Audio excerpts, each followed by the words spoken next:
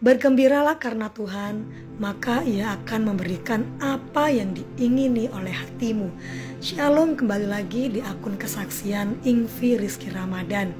Salam kenal buat yang belum kenal, saya adalah seorang yang sudah dimenangkan oleh Kristus sejak 13 tahun yang lalu.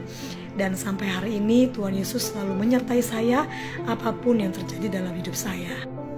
Kali ini saya ingin sharing sedikit buat teman-teman dan semoga sharing saya ini bermanfaat buat kita semuanya. Saya saat ini sedang sekolah teologi di salah satu kota, di salah satu daerah di kota Surabaya.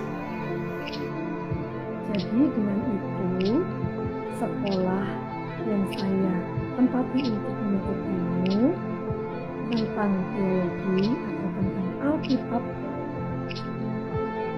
selalu mengutus kita untuk melayani di sebuah gereja.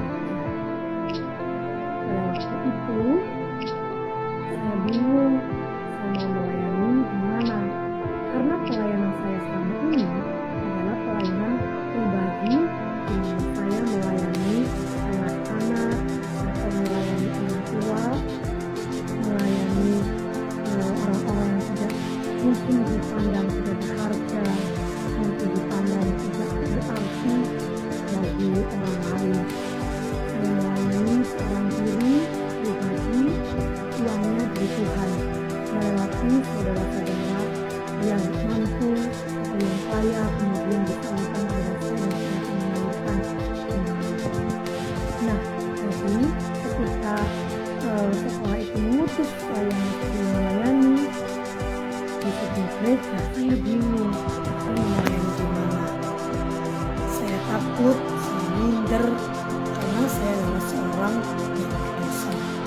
Saya merasa tidak layak dan saya merasa gereja mana yang akan menerima saya untuk melayani di sana. Kemudian salah satu teman saya itu mengenalkan saya kepada seorang bapak gembala di satu gereja di desa tertentu, di kota tertentu juga, ya. Lalu saya mengiyakan dan saya berharap bahwa bapak gembala ini menerima saya sebagai mahasiswi yang istilahnya magang lah atau belajar melayani. Nah, kemudian pada waktu malam ketika saya kuliah, saya dipertemukan oleh teman saya itu dengan bapak gembala itu.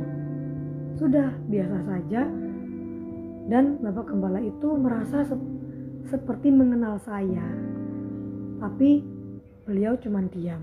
Kalau saya cuma merasa bahagia dan ingin diterima. Kemudian bapak gembala itu WA saya bahwa saya diterima di gereja beliau melayani sebagai gembala, dan saya senang sekali. Saya melayani sebagai worship leader di sana. Kemudian beliau itu lalu melakukan ngobrol gitu ya, jujur sama saya. Beliau bilang begini, sekitar 4 bulan yang lalu saya itu melihat TikTok, dan di beranda saya itu selalu muncul Viti kamu. Terus saya itu merasa kok bahasamu ini seperti orang Surabaya. Dan saya mendoakan kamu selama 4 bulan itu, dan saya bicara sama istri saya, siapakah orang ini saya nggak tahu, tapi saya berdoa supaya dia bisa melayani di penggembalaan kita. Tentu saya juga belum mengenal, dan waktu itu saya juga bergumul mencari gereja. Lah kok ketika temanmu itu mengenalkan sama saya, namamu itu tidak disebutkan lengkap seperti di TikTok. Dan ketika kamu dikenalkan sama saya di kampus, saya itu kaget, loh ini kan orangnya yang saya doa-doakan itu. Loh, saya juga kaget. Ternyata saya yang merasa tidak layak dan berdosa ini, ada orang yang mendoakan saya untuk melayani. Puji nama Tuhan, terpujilah Tuhan. Saya juga butuh untuk belajar melayani di gereja. Akhirnya saya melayani di situ, dan gereja itu saya berdoa. Pada waktu saya melayani di sana, itu keringat saya itu mengucur deras, sampai keringatnya itu sampai ke kaki. Wah, saya berdoa, Tuhan, saya itu nggak punya uang, tapi saya tuh pengen beli kipas untuk yang lebih bagus, yang lebih bisa untuk pelayanan di mimbar ini. Terus saya tuh juga pengen Tuhan untuk benerin genteng-genteng, benerin dinding, karena kayak kurang layak, dan sudah waktunya untuk dibangun ini gereja. Saya berdoa saja setiap bulan, setiap hari itu untuk gereja ini, karena saya nggak memiliki cukup uang, tapi saya pingin sekali gereja ini dibangun. Saya nggak tahu bagaimana ceritanya saya bisa berdoa demikian dan Tuhan mengabulkan. Saya percaya bahwa Tuhan mengasihi gerejanya, Tuhan mengasihi jemaatnya.